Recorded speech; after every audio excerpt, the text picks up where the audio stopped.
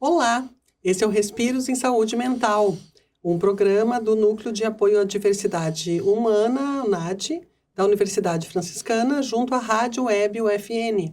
Você acompanha aqui temas da atualidade sobre saúde mental com especialistas da área.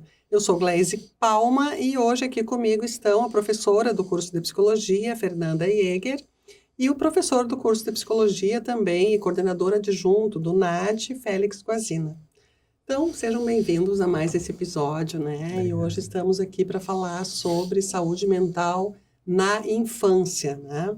E para a gente começar esse nosso bate-papo aqui, eu trouxe alguns dados, tá? Um estudo do Ministério da Saúde de 2023 mostra crescimento no atraso do desenvolvimento das crianças entre 0 a 5 anos, entre as famílias socialmente mais vulneráveis. Então, dados concretos. Entre as crianças cujas famílias participam de programas sociais, 46,3% tinham nível de desenvolvimento abaixo da média. Entre os que não eram, né, em 2023, beneficiários desse tipo de programa, a frequência de atraso no desenvolvimento era de 35,3%. Somando a isso, né, temos aquelas famílias cujos pais ou cuidadores se encontravam em situação de insegurança alimentar.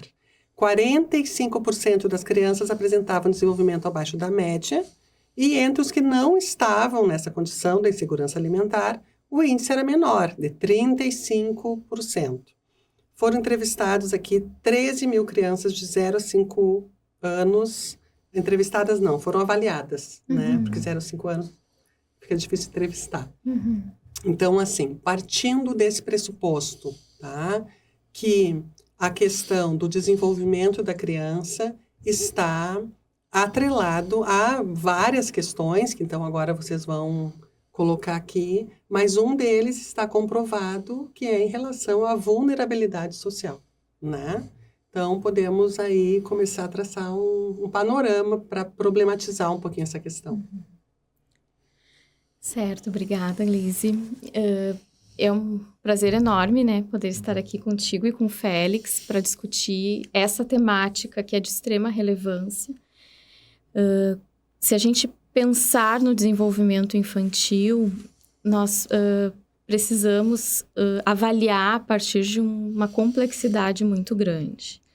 Então, existem fatores psicológicos, existem fatores sociais, né? E também aspectos, né, da própria caracterização desse sujeito sob o ponto de vista, né, biopsicossocial, né? Então, aspectos biológicos, psicológicos e sociais. O agravante, né, sobre o ponto de vista social, realmente traz um impacto muito significativo para o desenvolvimento de muitas crianças. Então, esses dados que você está trazendo, eles corroboram com aquilo que a gente identifica na prática. Muitas crianças com atraso, e a gente também tem o agravante da pandemia, né, que nós tivemos aí nesse período, onde muitas crianças não puderam ir para as escolas, ficaram, né, muitas vezes mais suscetíveis à tecnologia, com as famílias, por vezes também envolvidas com o trabalho na residência, então com a dificuldade de fazer aquela estimulação, porque na escola, né, geralmente entende-se que há uma preocupação muito grande com a estimulação compatível com o período em que a criança está do desenvolvimento.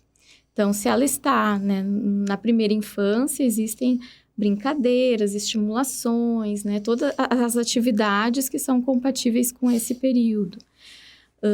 E na segunda infância, na terceira infância, isso também, né, vai ser pensado para que ela possa ter essas estimulações e, ao mesmo tempo, ter o seu desenvolvimento de uma maneira mais completa e também, né, compatível com aquilo que ela pode desenvolver em termos de habilidades. Então, quando há um risco, né, social, e aí você falou na questão alimentar, a gente sabe que, por exemplo, a desnutrição, ela vai trazer um impacto muito severo, né, no desenvolvimento cognitivo da criança. É difícil uma criança que sofra desnutrição, que ela saia ilesa disso sem algum tipo de atraso, algum tipo de comprometimento. Então, a gente vê muito isso, né, no acompanhamento psicológico. E, às vezes, tem quadros de dificuldades de atenção que podem vir, né, em função disso. Também, dificuldades de aprendizagem são muito observadas. Então, no momento em que a gente consegue, né, levar essa criança para a escola, né, e ter lá, muitas vezes, algumas vão ter o acesso à alimentação do dia naquele contexto. Então, é muito importante que ela esteja num local onde ela esteja protegida. Obviamente que o local ideal seria no próprio contexto doméstico, mas como nós sabemos, existe aí uma realidade sociocultural que, infelizmente, né, muitas famílias estão vivenciando situações de vulnerabilidade bastante acentuadas. E isso traz consequências e, ao mesmo tempo, demanda uma intervenção, né, que seja focada não só nos aspectos emocionais, né? A gente que trabalha com psicologia sabe que, por vezes, se a criança chega com algum comprometimento, por exemplo, não tem o que comer em casa ou não tem o apoio familiar, né? Nós vamos ter que trabalhar com a orientação dos pais, né, com suporte a essas famílias, com a equipe multidisciplinar, né, na medida em que a gente vai ter que recorrer ao assistente social para tentar conseguir algum tipo de, né, de alimentos, caso essa família esteja enfrentando essa realidade. Então, realmente, assim, a gente tem situações que trazem bastante sofrimento, né? E isso vai impactar na saúde mental, né? Então, essa criança, por vezes, está numa família que está vivenciando essa dificuldade, ela vai observar, né, o que está acontecendo, ela vai ver a mãe triste, o pai triste, em sofrimento, e ela, consequentemente, também pode ficar desamparada nas suas necessidades emocionais, e aí, consequentemente, ela pode vir a desenvolver algum quadro de sofrimento psíquico. Né? Uhum. É que a gente fala de saúde mental, né? Mas talvez não tenha como a gente colocar no mesmo patamar. Claro, saúde mental é básica, mas a questão da alimentação e da moradia são necessidades básicas. É uma necessidade de sobrevivência. Sim. Né? E quando a pessoa ela não tem a segurança, né? A segurança seja ela alimentar ou física, né? No ponto de vista de ter um ambiente, né, onde ela possa se sentir segura, onde ela possa se sentir cuidada, aquecida, isso vai impactar, né, no seu estado emocional. Então, às vezes, alguma questão social, ela vai ser mais preponderante, né? Às vezes, a gente tem essa dificuldade de até identificar, né? Bom, a criança vem com dificuldade na comunicação, ela, né, não tem um atraso significativo do desenvolvimento, não consegue aprender. E aí, a gente vai avaliando, né? Bom, não é só uma questão emocional, tem coisas existem... que vêm antes, né? Exato, então assim... Como tratar saúde mental se a criança não tem, né?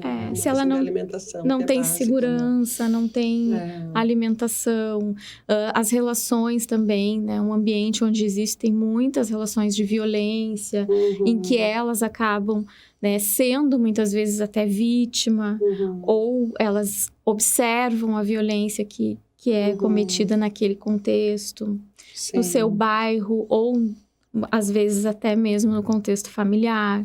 Então, isso acaba trazendo implicações. Claro, tudo impacta, né? Exatamente. A gente começou, né, Félix, já falando sobre essas questões das crianças em vulnerabilidade social. Mas, independente dessa questão de vulnerabilidade social ou não, na verdade, há pesquisas que mostram que está havendo um crescimento no número de crianças e adolescentes com problemas na saúde mental, né? Como é que tu vê esse panorama, assim? Então, em primeiro lugar, agradecer, né, Fernanda, a participação, cumprimentar a Glaíse, né, companheira já do terceiro podcast aí. Eu acho que complementando um pouco o que a Fernanda traz, eu acho que quando a gente pensa no campo da saúde mental, a gente está trazendo... E aí talvez a psicologia, a área da saúde, demorou um pouco para entender que, por exemplo, a falta de moradia, de saneamento básico, de alimentação, de respeito entre as pessoas, né? Isso que a Fernanda vai trazendo, sim, são determinantes de saúde mental, né? Que a gente tem uma tendência de olhar a saúde mental sempre pelo viés do transtorno, né? Ou seja, então eu tenho ou não tenho saúde mental, eu tenho uma depressão, eu tenho uma ansiedade. O que a gente tem visto nas pesquisas? A gente tem visto que não só as crianças, eu acho que aumentou muito o diagnóstico de transtornos mentais, e aí eu acho que é uma questão muito psicossocial, a gente usa muito esse termo na psicologia, que é meio que um resumo do que a Fernanda está trazendo, porque eles têm sido fator de risco para adoecimento psíquico. Então, a fome é fator de risco, né? A falta de educação básica, a falta de alimento, né? A gente sabe, como a Fernanda trouxe, que muitas crianças na nossa cidade, a única alimentação que elas vão fazer no dia vai ser ou na escola ou no serviço de saúde mental que elas frequentam, por exemplo, um CAPSI, uma unidade básica de saúde. Então, a gente tem, sim, um aumento e a gente também fica pensando nesses determinantes sociais que causam o sofrimento psíquico, né? Porque eu acho que a gente tem uma coisa que a gente tem que cuidar, assim, é que quando a gente está falando sobre transtorno mental e saúde mental, nós temos uma tendência de culpabilizar aquele indivíduo, problema do Joãozinho, da Maria, né? Do Félix, enfim. Quando que esses determinantes macropolíticos influenciam na saúde mental, né? Então, eu acho que tem uma série de questões por trás disso que a gente já está falando, né? E acho que um outro tema que concorre a isso é também o quanto que esse número de diagnósticos que as crianças estão recebendo na infância leva com muita frequência à medicalização da infância. Acho que é uma questão social bem importante, a gente já conversou muito rapidamente em outros podcasts, mas nos preocupa muito enquanto psicólogos, a gente vai em vários serviços, nas escolas, que não é só serviços de saúde, onde as crianças habitam, né? E cada vez mais a gente vê as crianças medicalizadas, né, com psicotrópicos, e aí levanta muitas questões para nós, que eu acho que é um pouco da tua pergunta. Você aumentou o número de diagnósticos, esse aumento de diagnósticos leva necessariamente a uma questão de medicalização, né? Será que a gente tem uma outra infância hoje? Será que a infância mudou e ela está tão... Essa produção do infantil está tão atravessada por processo de adoecimento que nós não temos outra alternativa? Porque a resposta social que a gente tem dado é a medicalização, né? E sim, acho que os dados aí que tu vai trazendo mostram um aumento, mas o que também a gente percebe e vem discutindo transversalmente na psicologia é que a gente pode cair para um outro lado, que é tudo é problema, né? Tudo é transtorno. E a gente também está com essa dificuldade, né, Fernanda? Quando a Fernanda traz, assim, nessa avaliação global, o que é do transtorno, o que é psicossocial, o que carece uma intervenção, né, no sentido multiprofissional, de saúde mental, ou é uma questão societária, né? Porque uma das perguntas que eu estudo um pouco, assim, na minha tese eu fui estudar um pouco a saúde mental, eu me perguntava no final da tese assim, bom, a gente está desenhando esses problemas todos, né? Então, as crianças estão maior sofrimento, elas estão com menos condições de vida, elas têm adoecido mais, as respostas têm sido muito medicamentosas, tá? Esse é um ponto. Segundo, tá? Que mundo a gente vai ofertar para essas crianças? Né? Será que não é o mundo que está com problemas? Exato, não as crianças? Exato, que é do tipo assim, será que essas crianças não estão denunciando que os nossos modos de viver estão precarizados e, portanto, elas estão dizendo que essa precarização está chegando mais cedo nelas, né? Então, sim, se a gente for pegar na clínica escola, né, cada vez mais a gente tem recebido crianças com muitos problemas, que sim, que requerem um cuidado, um atendimento, mas eu acho que tem uma denúncia de que tem algo nessa vida nossa. Eu vou dar um exemplo que apareceu muito na minha tese, assim, né? Os profissionais de saúde surpresos com um índice alto nos serviços de saúde mental de tentativas de suicídio na infância e na adolescência. Há 30 anos atrás, a gente esperava mais dos adolescentes, né, Fernanda? Assim, mas tem crianças de 9, 10 anos com ideação suicida, com tentativas já, e dentro dos serviços eles levantavam isso assim, que é isso, né? Será que mundo é esse em que as crianças elas estão cogitando a possibilidade de sair de cena porque a vida tá ruim, né? Então, acho que também tem esse lado que eu acho que é um lado desses marcadores sociais, assim, porque eu acho que tem uma coisa que na psicologia até, né, Glaise, é difícil, assim, que não tá em nenhum livro isso, tá na prática, né, Fernanda, assim, ó, a fome é fator de risco de saúde mental. Sim. Falta de, assim, saneamento básico, depois você tem um chuveiro, você tem um sabonete para poder se limpar no final do dia. Ter um ambiente equilibrado, que não Sim. seja agressivo, como a Fernanda colocou, de violência, né? Então, eu acho que tem essas questões também que são desafiadoras para nós, né? E até eu, enquanto tu comentava, eu lembrei, assim, de que também hoje existe muito esse atravessamento das tecnologias, que é algo que impacta de maneira muito significativa, né, a rotina de muitas crianças. E muito atravessado por esse mundo virtual, jogos, né, as telas de maneira geral, né, elas se apresentam assim como um marcador importante, e isso se potencializou muito após a pandemia, né, então tudo passa, né, na pandemia até a aula, né, muitas vezes se dava através disso. Então, eu defendo que é importante sim a criança ter o contato com esse mundo, né? Mas não de uma maneira exagerada. Não em que isso se torne a realidade dela. Então, a gente precisa, de alguma forma, também ajudar as famílias, né? A entender, a se apropriar, a identificar, né? Porque E saber qual é o limite, né, Fernanda? Porque eu acho que os pais têm essa dificuldade de saber até que ponto eu devo deixar, sabe? Com que idade que eu devo permitir que meu filho tenha um celular. E tem muito a coisa da companhia, da escola. Todos os colegas têm, como é que só meu filho não vai ter? Ele vai sofrer bullying. Então, assim, ó, é muito complexo também essa coisa de colocar o limite, né? Antes da pandemia, a orientação que existia, né, em nível internacional era 1 hora, né, de uso de tecnologias para uma criança, principalmente após os 10 anos. Né? Eu ia te perguntar se tinha uma idade, assim. Exatamente. Após os 10 anos, poderia liberar ali na adolescência um pouquinho mais. Mas, hoje o que a gente vê é um panorama muito diferente. Então, principalmente após a pandemia, onde tudo acontecia através da mediação da tecnologia, houve um aumento muito considerável. E essa é uma preocupação, inclusive, que os profissionais de saúde mental vêm se debatendo e vêm, né, desenvolvendo algumas ferramentas para auxiliar as famílias a reduzirem isso. Porque essa exposição, ela deixa a criança e o adolescente vulnerável. Principalmente porque uma criança, por exemplo, o adolescente, ele já tem um desenvolvimento cognitivo onde ele tem um juízo crítico um pouco mais desenvolvido, ele consegue, né? Mas também tem que ter a supervisão, não é liberar.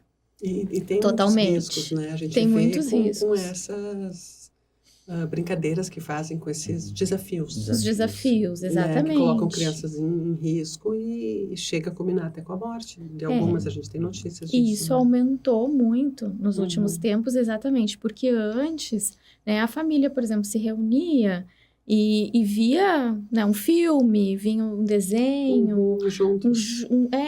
Um jogo tinha a era... TV, o jogo também, era... que era uma coisa que unia. Agora, os jovens não veem mais TV.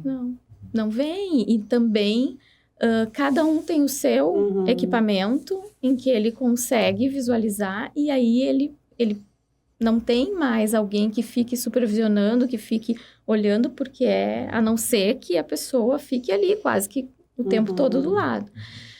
Então, claro, é importante que quando a criança, ela tem acesso à tecnologia, ela tem a supervisão de um adulto. Né? Então, ela tem um acompanhamento. Que não se utilize, né, por muito tempo, porque isso vai realmente impactar. A gente vem falando assim da questão da alta exposição a determinados conteúdos violentos, né, tem também trazido um comportamento mais violento, porque a criança ela vai reproduzir aquilo que ela vê, aquilo que ela joga, aquilo que ela escuta, né, tanto que Vai fazendo parte do repertório vai dela, fazendo, né? ela vai se desenvolvendo. Quando o Félix disse assim, tem alguma coisa errada, né? Que tem algo que está atravessando, sim, a nossa sociedade, atualmente, ela tem visualizado muito mais as questões de violência, né? A gente vê isso nos discursos, nos programas, nos desenhos, nos filmes, até infantis. Então, se a gente conseguisse transformar um pouco isso, né? E limitar para a faixa etária. Porque, bom, um adolescente, no final, na adolescência inicial ainda é um pouco mais difícil, A mas adolescência inicial que tu fala... no início da adolescência, idade. ali de 12 até 14 anos, por aí, né? 15. Ali, esse adolescente ainda está, né, em processo de desenvolvimento cognitivo, ainda ele não tem muito juízo crítico tão desenvolvido. Isso vai acontecer mais no final da adolescência, quando a maturidade cerebral dele também vai possibilitar que ele tenha maior... as conexões, digamos assim, estarão mais estáveis. Porque no início da adolescência a gente tem o surto de crescimento, que afeta o cérebro também, e isso altera o comportamento do adolescente. Mas, se esse ambiente é um ambiente favorável, né, continente, que a gente diz, ele vai passar por isso e vai ter essa continência, vai ter esse amparo, vai ter essa orientação. Mas no final da adolescência, ele já tem um juízo crítico, ele já consegue tomar decisões, né? Então, isso fica um pouco mais, a gente pode liberar um pouco mais, daí não ser tão invasivo. Porque eu acho que o grande receio dos pais é isso, é ser invasivo, né? Entendendo que, meu filho, ele pode, se eu ficar observando o que ele está vendo, ou se eu ficar conversando com ele sobre isso, eu vou estar invadindo o espaço dele. E não, né? É importante que a gente possa dialogar, saber qual é o conteúdo, limitar, né? Existem alguns aplicativos que ajudam a limitar também. Então, acho que o próprio tempo, né? Hoje existem aplicativos que limitam o tempo que a criança pode acessar determinados conteúdos. Sim. Um dos aspectos que é colocado nessas pesquisas é a exposição. Eu até anotei que a exposição prolongada a dispositivos eletrônicos pode estar contribuindo para a deterioração da saúde mental de uma geração. E aí vou dar mais um dado, que de 2014 a 2024, o atendimento a crianças entre 10 e 14 anos subiu 2.500% no SUS, né? E foi justamente nesse dado aqui que eu achei essa questão da exposição prolongada. E entre adolescentes é pior. Entre adolescentes, o avanço foi de quase 4.500%. O atendimento aumentou neste nível, né? E aí, então é muito complicado discutir tudo isso num programa só, porque nós temos a pandemia, nós temos o avanço da internet, das tecnologias de maneira geral, e nós temos isso que o Félix falou, que eu não queria perder de vista, que, então, a sociedade de maneira geral, né, quando uma criança se apresenta com alguma questão, não se procura, talvez, pensar de uma maneira mais ampla, como o Félix comentou, que sociedade é essa que isso está acontecendo. Mas, sim, o que vamos fazer com esta criança para ela prestar atenção na aula e se desenvolver? Né? E talvez não seja isso. Talvez ela não tenha TDAH, por exemplo. Talvez seja só uma criança agitada que precisa de espaço. Não sei. Estou falando de uma maneira de uma maneira bastante superficial, mas é só para dar um exemplo, assim, de uma questão que nem sempre é um problema, né? Mas eu acho que é isso que a gente tem chamado, né, teoricamente, de patologização da existência, né?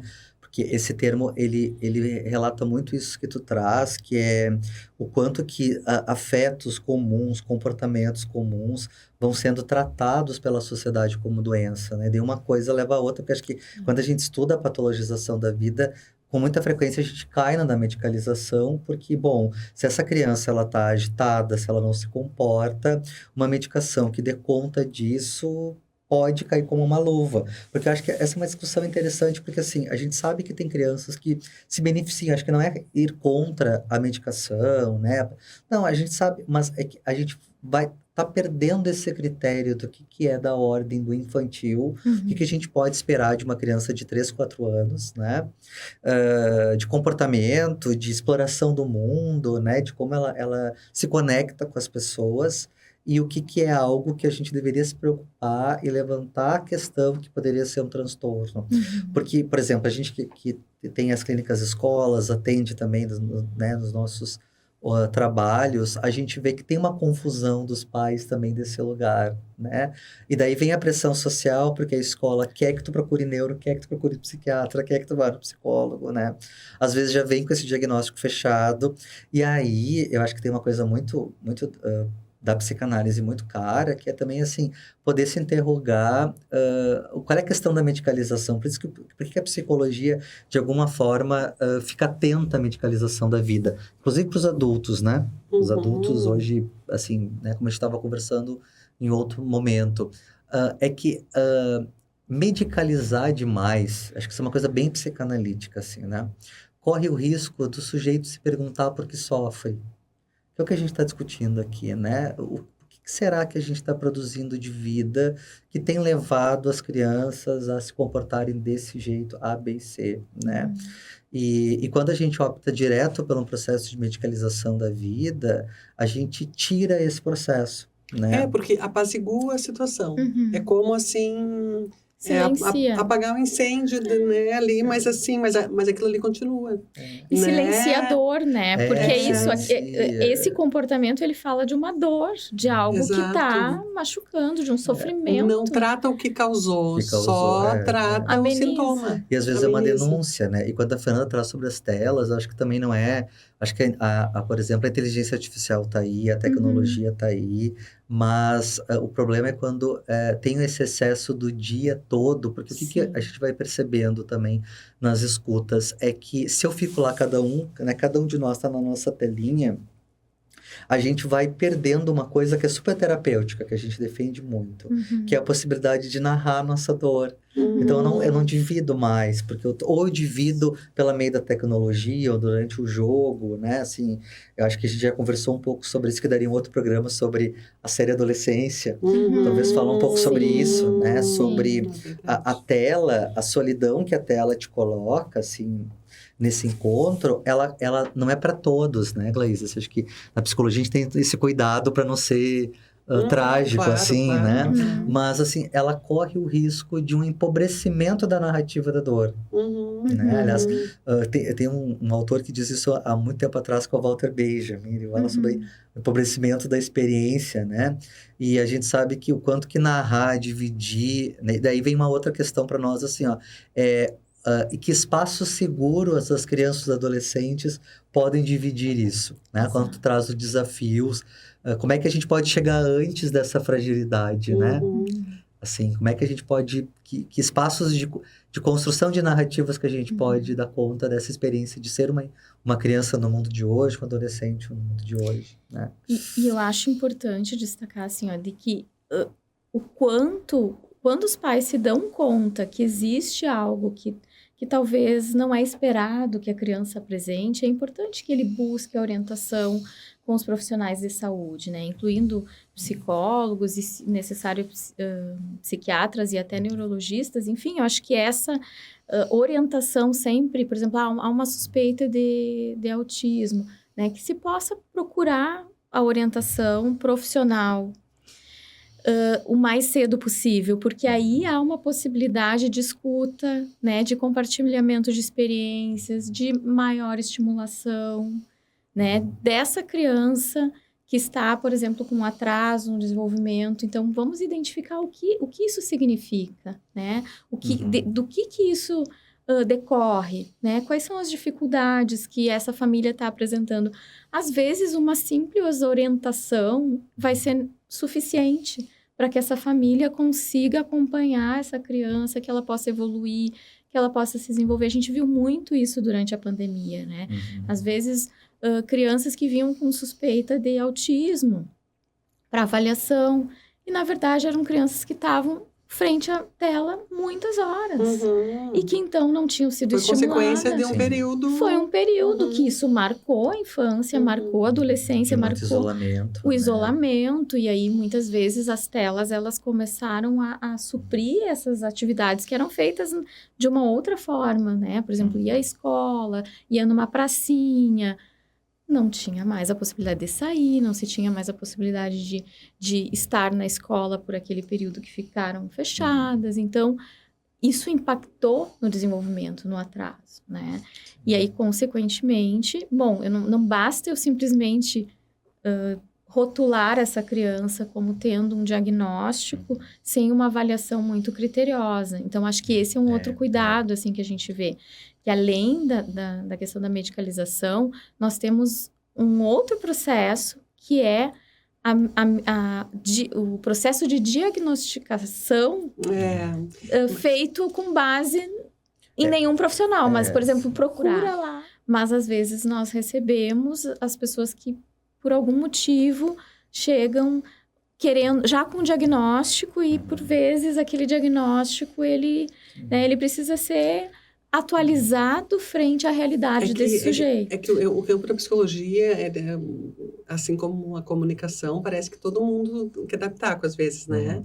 Então, o pai e a mãe já chegam dizendo, olha, eu vi ali, eu acho que ele tem autismo.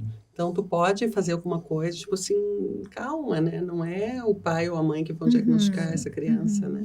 Eu acho que na infância, acho que não só na infância, isso que a Fernanda traz e tu traz, Gleice, é importante, porque embora a gente já evoluiu muito enquanto sociedade, ainda tem uma marca de estigma do diagnóstico em saúde mental. Uma coisa é chegar aqui para dizer para vocês, eu sou diabético, hipertenso. Ok, agora quando tu diz assim, eu tenho uma esquizofrenia, eu tenho transtorno bipolar do humor, né? Eu tenho TDAH, eu sou autista, o olhar que se dirige para essa criança e para esse adulto é diferente, né? E é um diferente para o lado muito ruim, porque também ele encapsula aquele sujeito, né? Nessa identidade. Tem uma autora que trabalha muito essa ideia do diagnóstico na saúde mental como nome próprio. Então, não é mais o João, a Maria e o Pedro. Tu é o autista, tu é o bipolar, tu é o esquizofrênico. Então, acho que tem esse marcador de exclusão social também no diagnóstico, né? E as pessoas vão te tratar diferente. Se tu traz um diagnóstico psiquiátrico, né? Psicológico muito determinado, o olhar recai sobre... É diferente, né? Diferente. E é importante destacar que na infância, por mais que a pessoa tenha uma suspeita ou ela tenha indicadores, ela demonstre sinais, geralmente a gente não costuma fechar diagnóstico até o final da adolescência, porque ela está em processo de desenvolvimento. Então, dependendo o ambiente, né, ou algumas mudanças que podem ocorrer na vida desse sujeito, podem modificar consideravelmente. A gente sabe a importância, por exemplo, do grupo onde a pessoa está inserido, né? Isso que a gente falava no início, o contexto social interfere de modo significativo, as condições de vida. Então, é importante que a gente identifique, que trate, né? E por isso que também o acompanhamento psicológico, ele vai oportunizar que isso tudo venha à tona, que esse sofrimento seja expresso, que essa criança consiga, né, dentro de uma linguagem ali psicanalítica, sublimar tudo isso que está trazendo sofrimento para ela. E aí, as condições de vida, né, de uma vida digna que a gente fala, né, antes que a gente comentava, assim, do quanto é necessário essa dimensão para que esse sujeito possa vir a alcançar uma outra condição e não necessariamente assimilar esse rótulo e seguir, né, abraçado com ele o resto da vida, né? Então, o que a gente quer é que essa criança ela possa vir a se desenvolver, que ela possa se socializar, que ela possa se inserir socialmente e possa ser feliz, né? E contando com o suporte familiar, social da escola. Então, eu acho que o que fica, talvez, assim, um pouco como uma mensagem final desse programa é pais estejam presentes, mediem sempre as relações que os filhos têm com as tecnologias, né? E com os amigos também, E com né? os amigos. E acho que o próximo programa a gente pode fazer só sobre essa questão da parentalidade, né? Porque porque, enfim, nós como adultos temos uma vida corrida, as crianças têm cada vez mais tarefas e tudo isso também é adoecedor para a família inteira, Exato. né? Uhum. Gostaria de finalizar com alguma coisa, Félix? Acho que é isso, agradecer de novo a presença da Fernanda. Acho que é um tema que eu gosto muito, né? Um tema muito importante e que é um tema do nosso cotidiano de trabalho, né? Seja aqui dentro da clínica escola, seja dentro dos outros serviços que a gente atua como supervisor de estágio e que também a gente está muito coletivamente discutindo com outras áreas, né? A Fernanda trouxe muito esse caráter multidisciplinar, porque são problemas complexos, né? Que exigem leituras, né? Psicológicas, médicas, biológicas, sociais, antropológicas, né? E que a gente não tem uma verdade, né? Assim, sobre isso, mas nós estamos tateando aí, acho que o programa hoje falou muito sobre isso, a gente está levantando questões para ver o que a gente pode fazer de melhor, para que a gente possa produzir uma outra resposta social, né, a esse problema, porque ele não é um problema do indivíduo, né, ele é o efeito de uma cultura que a gente tem vivido e atravessado por ela, né, e se produz por ela também, né, nós somos capturados por isso tudo, né, então era isso. Tá bom, obrigada então para vocês, né, aos dois, acho que foi bem enriquecedora o bate-papo de hoje. Esse foi o Respiros em Saúde Mental. Hoje aqui comigo a professora Fernanda Jäger e o professor do curso de Psicologia e coordenador adjunto do NAD, Félix Guazina. Eu sou Glaise Palma, professora do curso de Jornalismo, na técnica Clenilson de Oliveira. Nos acompanhe no Spotify, no Instagram e no YouTube da Rádio Web UFN. Até a próxima.